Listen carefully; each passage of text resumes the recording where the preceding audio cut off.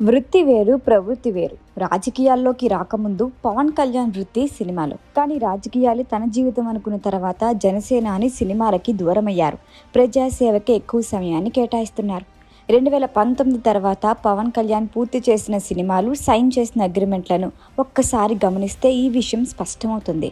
Top హీరోగా ఉండి కూడా ఆయన 2019 నుంచి ఇప్పటి వరకు కేవలం 2 సినిమాల్లో మాత్రమే హీరోగా నటించారు. వకీల్ సాబ్, భీమ్లా నాయక్లో హీరోగా నటించిన పవన్ బ్రో మూవీలో మాత్రం కీ రోల్లో కనపడతారు. హరిహర వీరమల్లు, ఉస్తాద్ భగత్ సింగ్, ఓజీ వంటి సినిమాలు విడుదల కావాల్సి ఉంది. వాస్తవానికి పవన్ కళ్యాణ్ సినిమాలకి కూడా సమప్రాధాన్యం ఇస్తుంటే ఈ పాటికే ఆ 3 సినిమాలు విడుదలయ్యేవి. కానీ ఆయన జనంలో ఉన్నారు, జనంతో ఉన్నారు. రాజకీయాలే జీవితం అనుకున్నారు. అందుకే సినిమాలకి చాలా తక్కువ ప్రయారిటీ ఇస్తున్నారు. నిర్మాతల్ని ఇబ్బంది పెట్టడం ఇష్టం లేకే ఎలాగోలా కాల్ షీట్లు అడ్జస్ట్ చేసుకొని ఆయా సినిమాల పని పూర్తి చేస్తున్నారు. ఈ క్రమంలో హరిహర వీరమల్లు సినిమా షూటింగ్ పూర్తయింది. మిగతా సినిమాల కోసం పవన్ రెడీ అవుతున్నట్లు సమాచారం.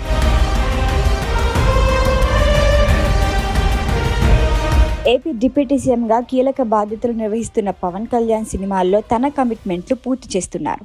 అది కూడా తనకు తీరిక ఉన్న సమయం చూసుకొని 1-2 రోజులు షూటింగ్లకి హాజరవుతున్నారు. దీంతో వైసీపీ టీం రెచ్చిపోతోంది. ఏపీ డిప్యూటీ సీఎం పవన్ కళ్యాణ్ సినిమాల్లో నటిస్తున్నారంటే ఆయన ఓటర్లను అవమానించినట్లేనని తీర్మానించింది. తమ సమస్యలు పరిష్కరిస్తారని జనం ఓటేస్తే పవన్ సినిమాలు చేసుకుంటున్నారని విమర్శించడం మొదలుపెట్టింది. అయితే ఈ విమర్శని 2 కోణాల్లో జన సైనికులు తిప్పికొడుతున్నారు. ఫస్ట్ పాయింట్, అసలు వైసీపీ నేతలకి పవన్ని విమర్శించే నైతిక హక్కుందా? సమస్యల పరిష్కారం కోసమే పిఠాపురం ప్రజలు పవన్ని తమ ప్రతినిధిగా అసెంబ్లీకి పంపించారు. అదే కోవలో పులివెందుల ప్రజలు కూడా జగన్ని ఎమ్మెల్యేగా ఎన్నుకున్నారు. తనని అసెంబ్లీకి పంపించిన ఓటర్ల కోసం పవన్ కళ్యాణ్ అసెంబ్లీకి హాజరై వారి సమస్యలపై చర్చిస్తున్నారు. ప్రభుత్వం తీసుకునే కీలక నిర్ణయాల్లో భాగస్వామి అయ్యారు. పిఠాపురం నియోజకవర్గాన్ని అభివృద్ధి బాటలో నడుపుతూ మరోవైపు డిప్యూటీ సీఎంగా 5 కీలక శాఖల మంత్రిగా తన బాధ్యతలు పక్కాగా నిర్వర్తిస్తున్నారు. దేశవ్యాప్తంగా రైజింగ్ లీడర్స్ లిస్టులో పవన్ కళ్యాణ్ టాప్ ప్లేస్లో ఉండడం చూస్తే ఆయన పనితీరు అర్థమవుతుంది. మరి ఇక్కడ జగన్ ఏం చేస్తున్నారు? ఎమ్మెల్యేగా గెలిపించిన పులివెందుల ప్రజల కోసం ఆయన చేస్తుందేంటి? అసెంబ్లీకి డుమ్మా కొట్టి ఎంచక్కా బెంగళూరులో మకాం పెట్టారు. ఏపీలో ఎక్కడైనా వివాదం మొదలైతే అక్కడ వాలిపోవటం అలవాటుగా చేసుకున్నారు.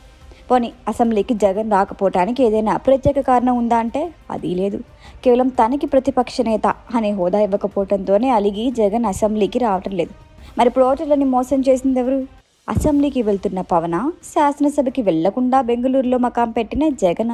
సెకండ్ పాయింట్, పవన్ సినిమా షూటింగ్లకి కేటాయిస్తున్న సమయం ఎంత? రాజకీయ నాయకులు ఎవరైనా కుటుంబం కోసం, వ్యక్తిగత పనుల కోసం కొంత సమయం కేటాయిస్తారు. పవన్ కళ్యాణ్ ఆ సమయాన్నే సినిమా షూటింగ్లకు కేటాయిస్తున్నారు.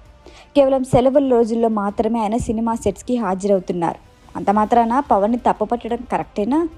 ప్రజాసేవకే ఫస్ట్ ప్రయారిటీ అవకాశం ఉన్నప్పుడు మాత్రమే సినిమాలంటున్న పవన్ని ఎవరైనా వేలెత్తి చూపించగలరా? ఏపీలో కూటమి ప్రభుత్వం ఏర్పాటయ్యాక పవన్ డిప్యూటీ సీఎం అయిన తర్వాత కొత్తగా ఆయన ఏ సినిమాకి కూడా సైన్ చేయలేదు. ఆయన కాల్ షీట్ల కోసం కోట్లు కుమ్మరించే నిర్మాతలు క్యూలో ఉన్నా కూడా ఎవరిని ఎంటర్టైన్ చేయలేదు. రాజకీయాల్లోకి వచ్చిన తర్వాత పవన్ సినిమాల విషయంలో పూర్తి క్లారిటీతో ఉన్నారు. కేవలం తన పార్టీని నడిపేందుకు ఆర్థిక వనరుల కోసమే తాను సినిమాలు నటిస్తున్నానని చాలా సందర్భాల్లో ఆయన చెప్పేవారు.